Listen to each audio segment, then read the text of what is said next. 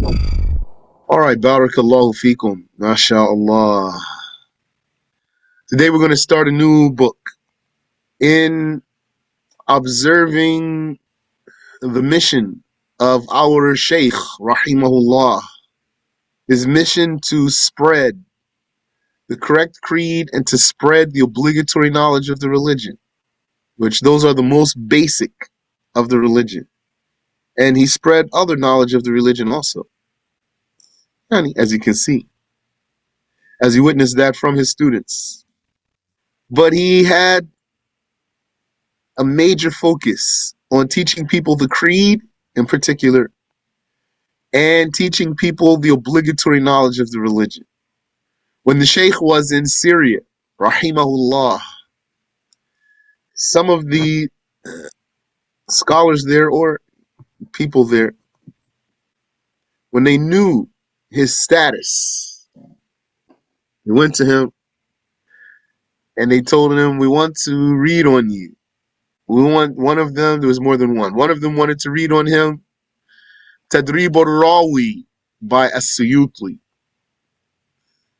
This is a book in hadith science, not a beginner's book. And the other one wanted to read on him Fathul Bari. Also, this is in hadith. The explanation of Al-Bukhari by Ibn Hajar al-Asqalani. Probably you knew. The Shaykh told them, when you can start lessons with me in these things, sometime in the depth of the night, yani sometimes some hour that for a person like me would break my will. He told them, this is the time I'm available for you because I am busy with teaching the creed. So, in keeping with the program of our Shaykh, rahimahullah, we are returning back to obligatory knowledge. Alhamdulillah.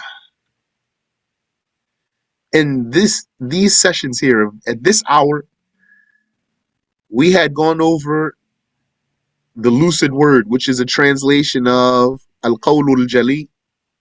That's an obligatory knowledge. Now we've come back to the obligatory knowledge, but in a different book, questions and answers. So I ask Allah Ta'ala to make this easy for me and for you.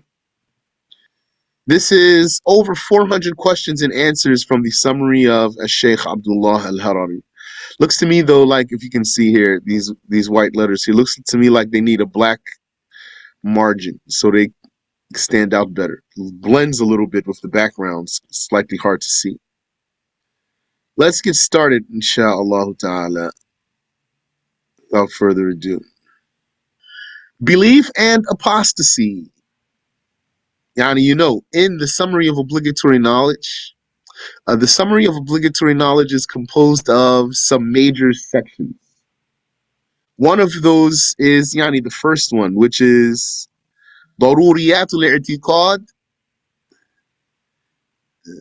the essentials of conviction, and Ahkamur Riddah, the rules of apostasy.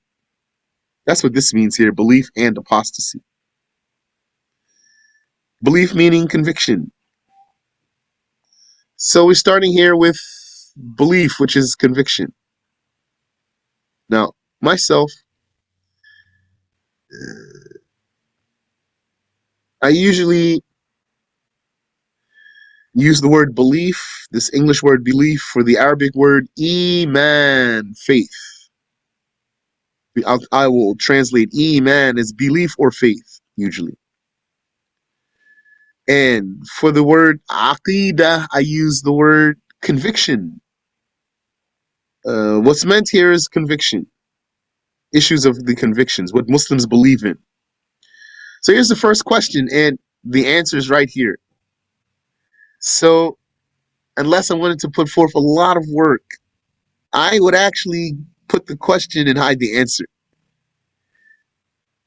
And then produce the answer too. But it's already there, so khalas. I'm going to know the answer before I can ask you.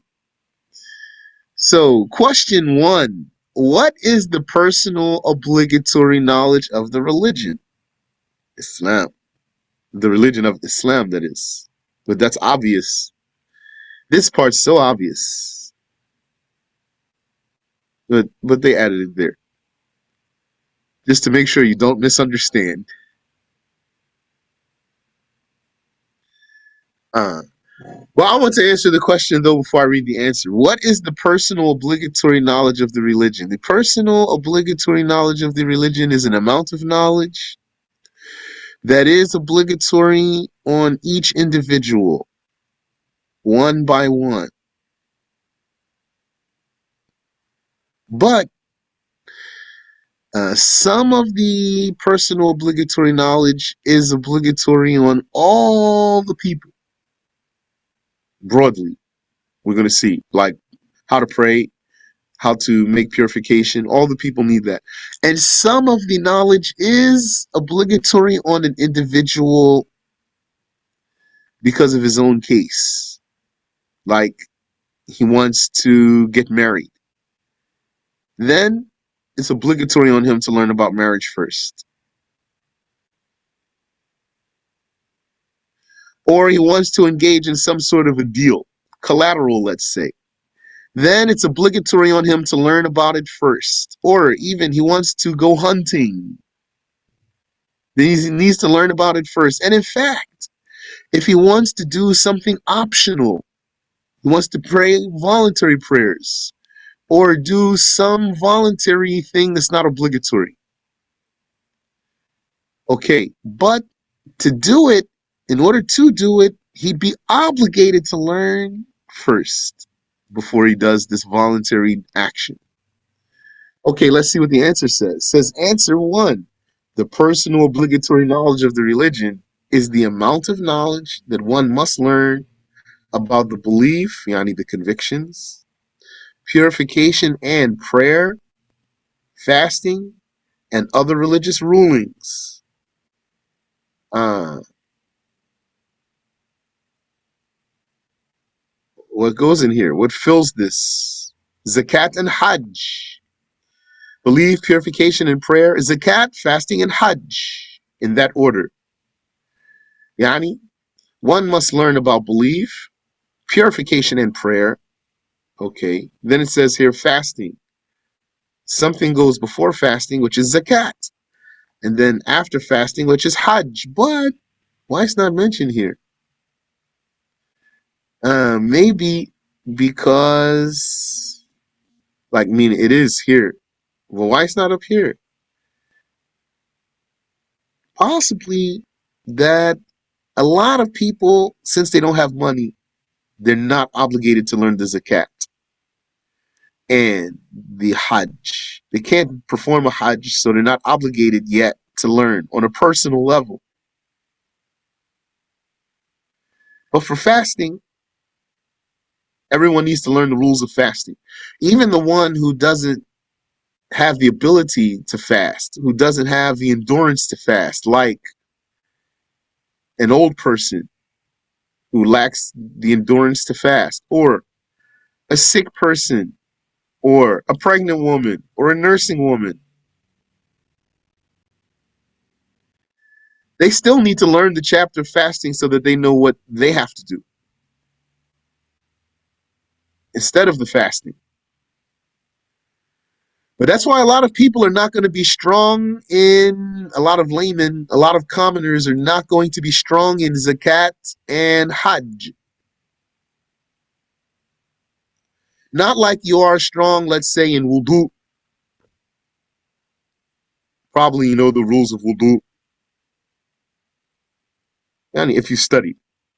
Some of you, I don't know who you are, so I don't know if you do. But those of you who I know and like who are amongst our brothers and sisters and who are in the lessons frequently, you know about wudu, ghusl, istinja, because you do them all the time.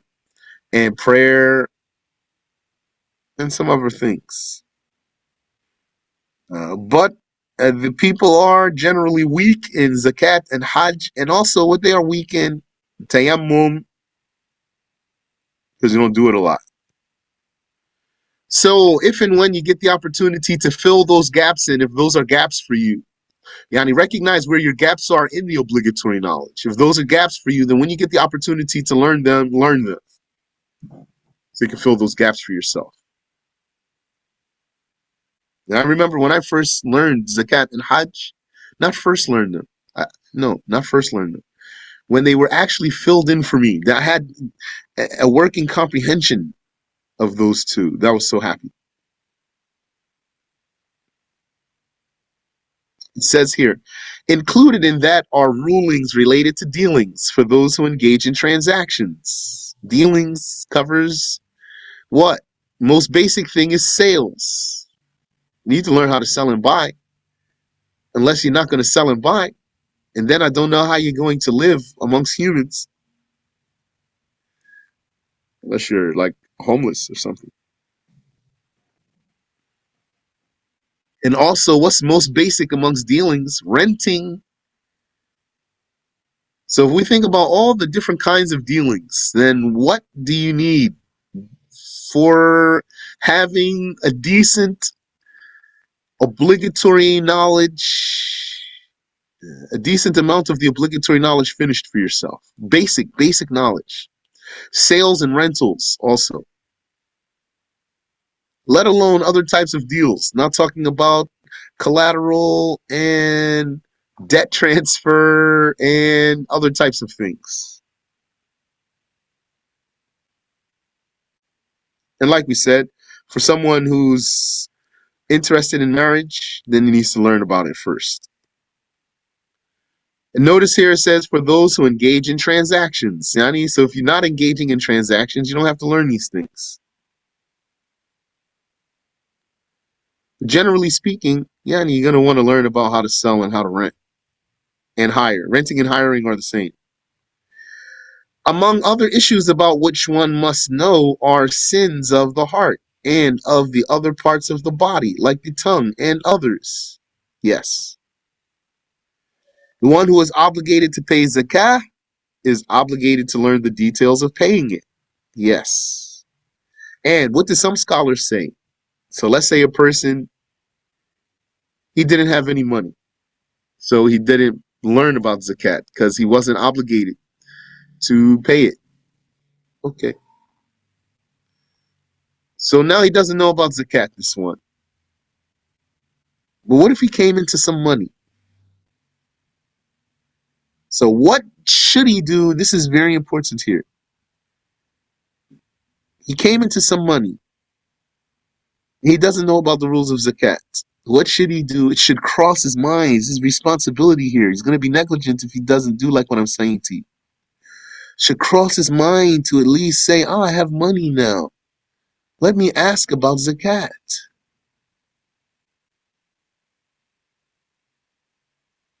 So the picture I'm painting for you is a person who didn't have any money, and therefore he wasn't obligated to pay zakat, and therefore he wasn't obligated on a personal level to learn about zakat. And so he is now oblivious about the rules of zakat without being sinful. Okay.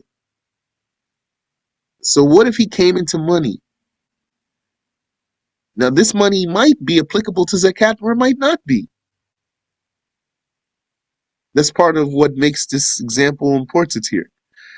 It could be that even the money he has is not even applicable to zakat, but he doesn't know the rules of zakat. So it should cross his mind to at least ask. And then he would learn, oh no, this money you have, there's no zakat here. Or yes, you have to pay zakat for this money. The same ruling applies to learning about the details of pilgrimage, Hajj, for the one who is able to perform it. Mhm. The Prophet sallallahu alaihi wasallam said, طلب العلم فريضة على كل مسلم. Rawahul al-Bayhaqi. This means seeking the obligatory knowledge of the religion is an obligation upon every Muslim. Narrated by al-Bayhaqi. I like the font of this book also. Okay. Any question here? That's question one. Ahlan wa sahlan, ahlan wa sahlan. Welcome, welcome, all of you. Question 2. What is the name of the book? The name of the book is Bahjat An-NaDHar. Bahjat here. An-NaDHar. See it here. I'm going to pronounce this H here. Bahjat. Bahjat An-NaDHar. And the DH is for letter Dha. Bahjat An-NaDHar. Amin wa fikum. Question 2. Who is the Islamically accountable person? The mukallaf. Who is obligated to embrace Islam and comply with its rules? This comma shouldn't be here. Who is the Islamically accountable person who is obligated to embrace Islam and comply with its rules? The mukallaf. And an alternative word for accountable is responsible, and that's a good word, responsible. Islamically responsible, religiously responsible, accountable. So I challenge you, brothers and sisters, although I have the answers here, it's already there. But try to not look at the answer if you didn't take this book before. Hear the question and answer the question for yourself, to yourself. So it's a test of a sort here. So if I just answer the question myself, I'm going to say the Islamically accountable person is the one who is sane and pubescent, and the basic message of Islam has reached him. That's it. That's the answer. Let's see what they have here.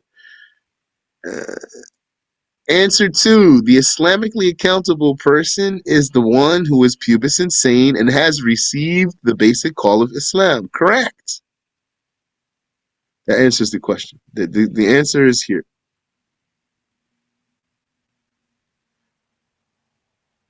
Anything else more is just elaboration for you, branching off for you into some details. But this is the answer to the question. Notice here the word received. That's a good word. That's broader than heard. You might hear or say the one who heard the basic call of Islam. If you want, you can say received, or the one to whom the basic call of Islam has reached. Then that's going to be broader than mere hearing. Now, there's more information here. It says the male becomes pubescent when one of two matters occurs. He discharges his mani, ejaculate, yani, he has an ejaculation, or becomes 15 lunar years. The female becomes pubescent when one of three matters occurs.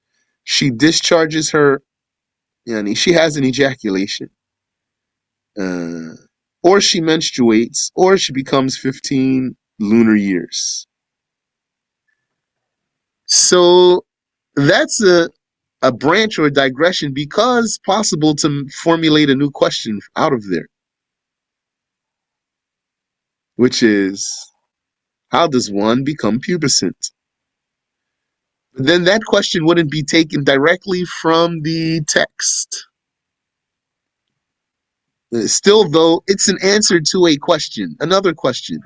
How does one become pubescent? So the answer would be the male becomes pubescent by one of two matters, and the female becomes pubescent by one of three matters.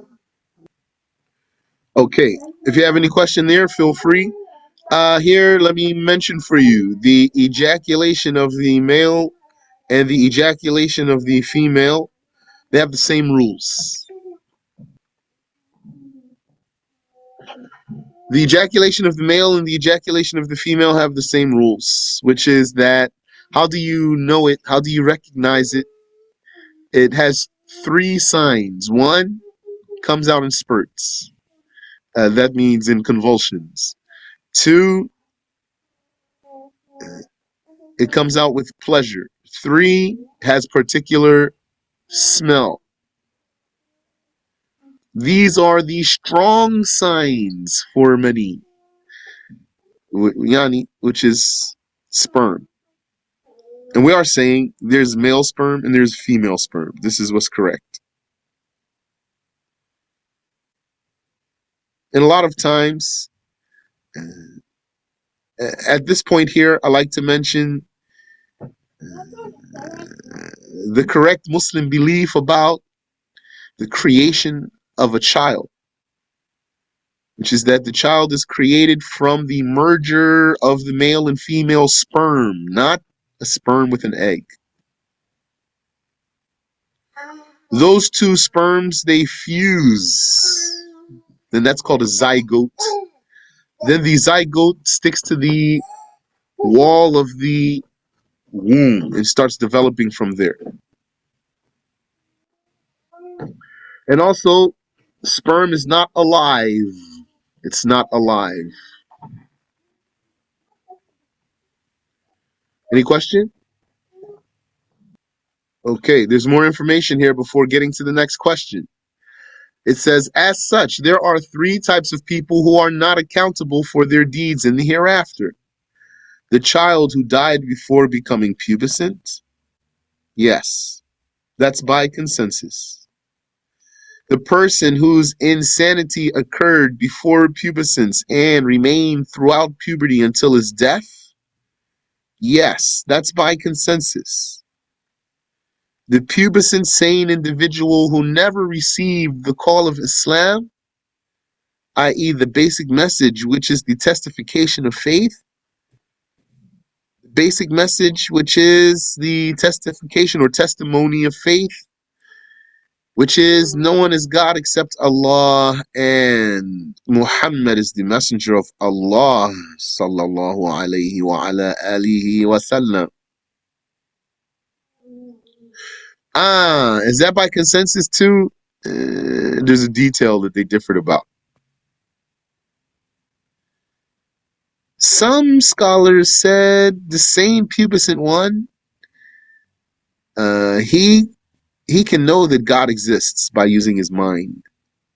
They said his knowing God's existence, God's oneness, his knowing God's oneness doesn't require an invitation. That's Abu Hanifa and whoever followed him.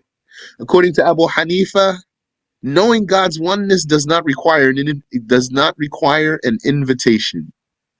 And the one who dies as an atheist or a pagan, even without hearing the message of him or receiving the message of a messenger or a prophet, he'll be in hell forever. That's what some said, but the vast majority of scholars said the same pubescent one, if he didn't receive the basic message of a prophet, he's not accountable on any level for anything, not even the oneness of God. Go ahead and ask if you have a question, please. Question, what do we say about what they say about the egg that comes out once a month from the woman? Well, I want to ask you, did you ever see such an egg? What's your answer for me? No, you didn't see it. Okay, I didn't think so. So, the reason why I asked you in particular is because of how you formulated your question. You said the egg that comes out. So, I never saw egg come out of a human woman. So if someone told me, let's say he's a doctor or a scientist, and told me, no, there's eggs that come out. But I don't know if they say they come out, though. This is in your question. So if they were to say the eggs come out, I'm going to say, yeah. Assalamu alaikum, Sheikh. Wa alaikum assalam wa rahmatullah. Can I ask a quick question? Wait. Right.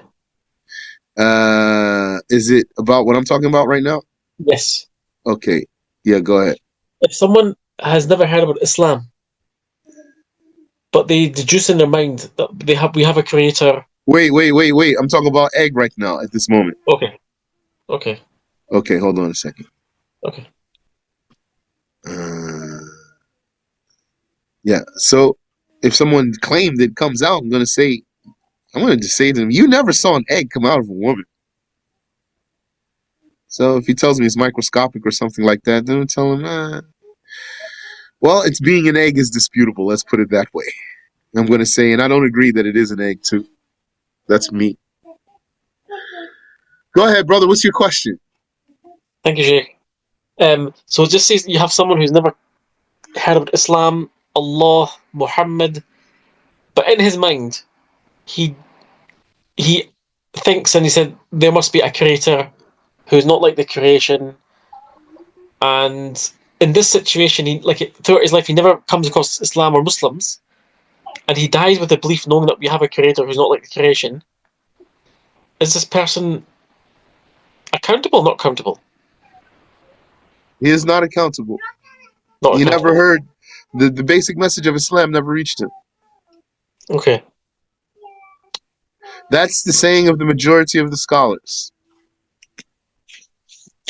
Jazakallah khairan, Sheikh. I mean, wa iyyakum. And he's not a Muslim. Let's say this person, he never got the message of a messenger, but he did correctly realize that there's one creator who's not like anything. He's still not a Muslim. Allah says, إنما المؤمنون الذين آمنوا بالله ورسوله ثم لم يرتابوا. It means the believers are only those who believe in Allah and His Messenger, and they have no doubt. So, what's missing from this person in our scenario here? He doesn't believe in the Messenger. In the scenario that we are supposing now, he arrived at monotheism properly. He said there is one creator unlike anything, and that's all he has. So, this is not enough to be a Muslim. The believers, yani the Muslims, are those who believe in Allah and His Messenger. وَرَسُولِهِ ثُمَّ لَمْ يَرْتَابُوا. And then they don't doubt also. So to be a Muslim must believe in the Messenger of Allah sallallahu alayhi wa sallam. Otherwise, here's a question for you. In the scenario that I just gave you, this one, I said he's not a Muslim. What is he? What do you call him? This one that I just told you he's not a Muslim. Well, what is he though? If you can tell me the Arabic word, that's good. But if you don't, and you just tell me an English word, and I only want one word. I mean, there's one word I'm looking for. 5, 4,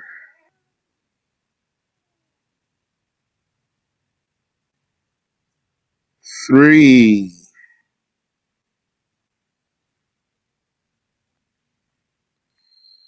Blasphemer. Yeah, but that's not the word I'm looking for. 2. Yani, the hint for you is the fact that I'm saying he's not a Muslim. Yani, uh, so that's why someone said he's a kafir. But, so here's the question. Here's the scenario. A person, he never got the message of a prophet, but he correctly arrived at believing that there's a creator unlike anything. But he doesn't believe in a prophet, though.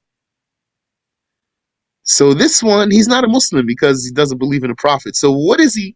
I'm not looking for kafir. I'm looking for another word.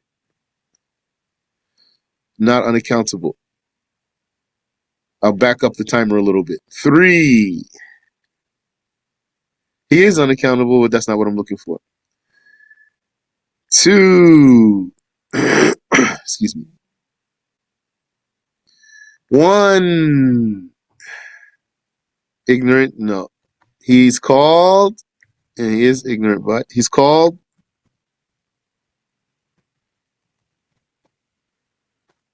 Muwahid. I've just misspelled that. Muwahid.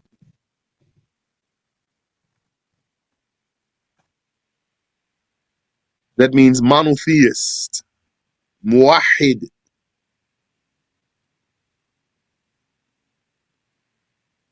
Uh, so not every monotheist is a Muslim. Amongst the monotheists, there are disbelievers, kuffar. But in the scenario we are talking about, he's not stubborn one. He doesn't deny the prophet, he just didn't believe in him. He just doesn't know about him to believe in him.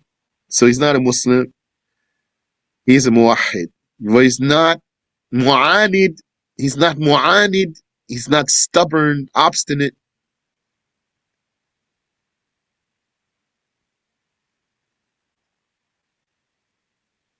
Okay.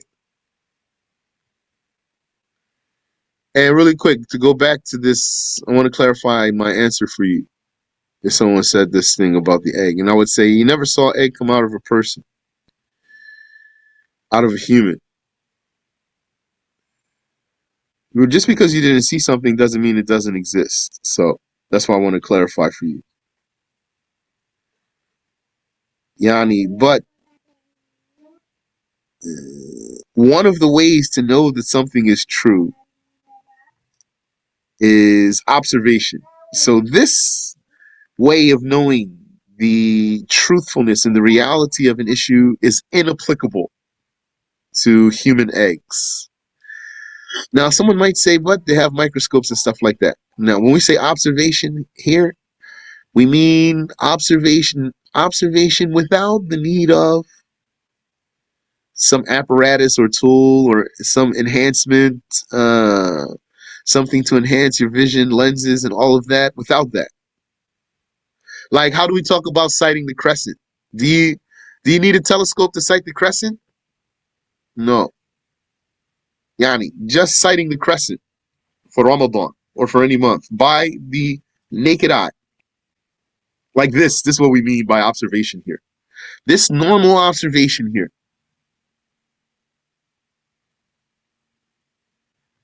Uh, Question: what does the religion say the menses is? Menses is a naturally occurring bleeding, a healthy bleeding. Menses is a healthy bleeding that originates from the extent of the woman's womb. Extent of her womb means the part of her womb that's closest to her chest.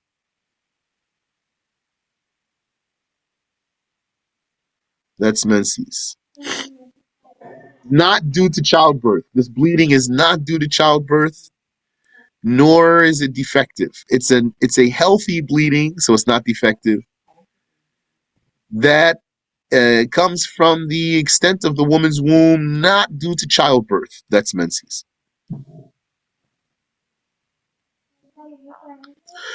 So the way of verification by observation doesn't apply to these human eggs that have been supposed. Then you need another way of religious verification, not non-religious, not non-Muslim verification. Muslim is religious verification. Observation is one way that doesn't apply here. Also, authentic transmission from the Prophet alayhi salatu wasalam, that's another way that doesn't apply here also. Also, definitive intellectual evidence is the way, and that doesn't apply here also. We don't have a definitive intellectual evidence that for human eggs. We don't have authentic transmission from the Prophet alayhi salatu wasalam for human eggs, and we don't have observation for it also.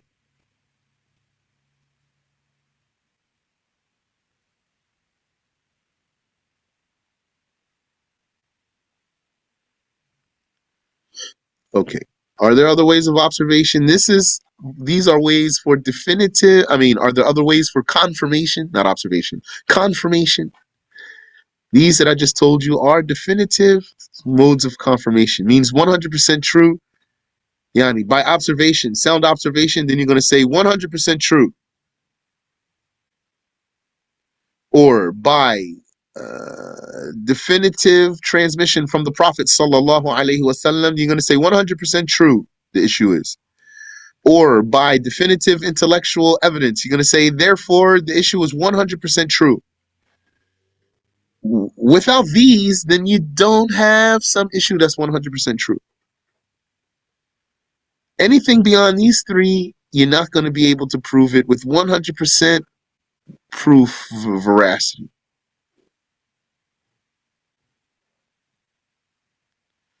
Okay. Yeah, there's going to be room for some error or the like.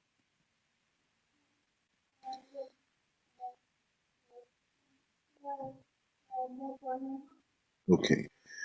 So there are three types of people who are not accountable for their deeds in the hereafter. The child who died before becoming pubescent, yes. The person whose insanity, yeah, he was insane from puberty until death, yes. And the sane pubescent person who never received the call of Islam. Okay. Allah said in Surah Al-Isra, verse 15, وَمَا كُنَّا مُعَذِّبِينَ حَتَّى نَبْعَثَ رَسُولًا. The verse means Allah will not punish in the hereafter those who do not receive the basic message of Islam unless He reveals a prophet. Okay. وَمَا كُنَّا مُعَذِّبِينَ. Very literally, we are not punishers, or we are not punisher. We means Allah. Allah alone. We are not punisher حَتَّى نَبْعَثَ رَسُولًا, until we dispatch a messenger. So it says here, Allah will not punish in the hereafter. So in the hereafter, that's how the majority of the scholars explain this ayah, that it's in reference to the afterlife.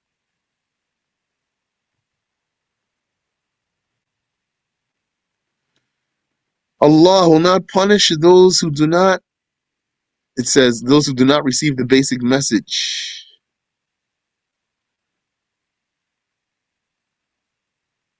Unless He reveals a prophet?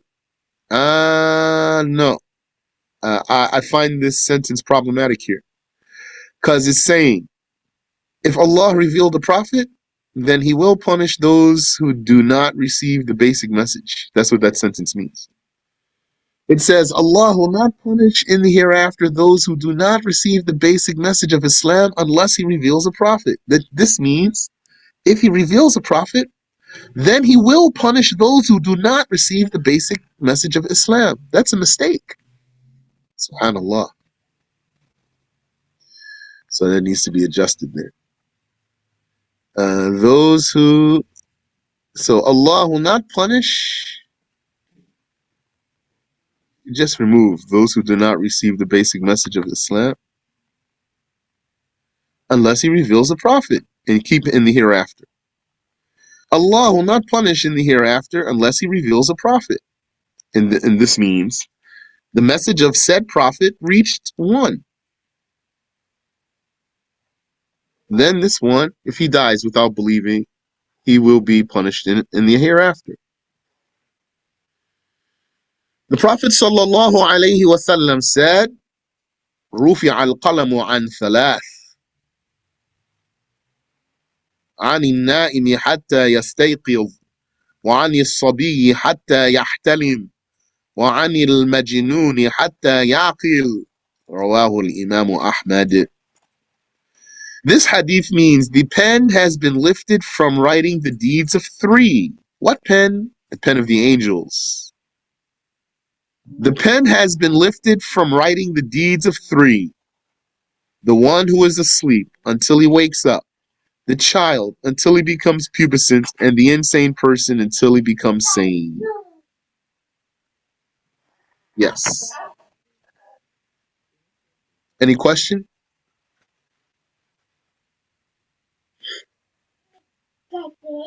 Sheikh, if you don't mind, can you explain the last verse again about Allah will not punish Yeah, those who do not receive the Prophet? Just for clarity, please. yeah. So the ayah is وَمَا كُنَّا مُعَذِّبِينَ حَتَّى نَبْعَثَ رَسُولًا. We are not punisher until we send a messenger. That's very literal translation, or as literal as I can produce it myself. Okay, so the meaning of that is Allah does not punish in the hereafter until He reveals, dispatches a prophet, which means the message of this prophet will spread. Anyone to whom this message reaches will be accountable.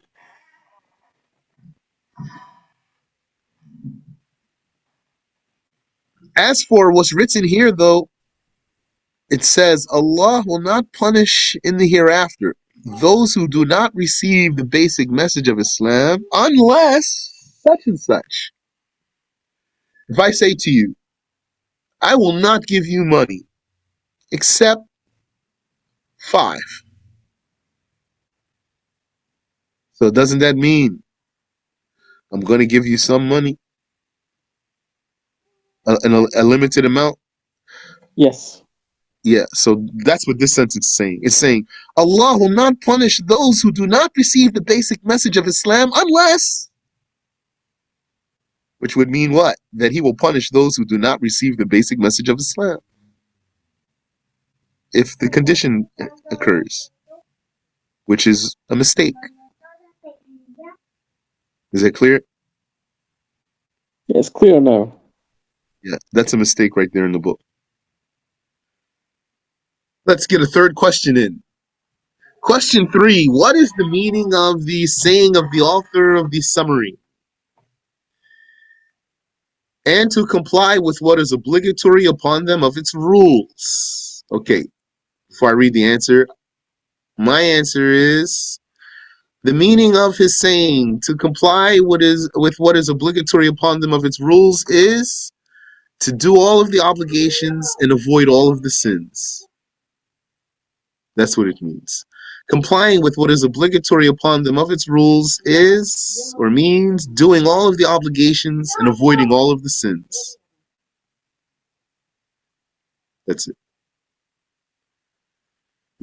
That's God-fearingness.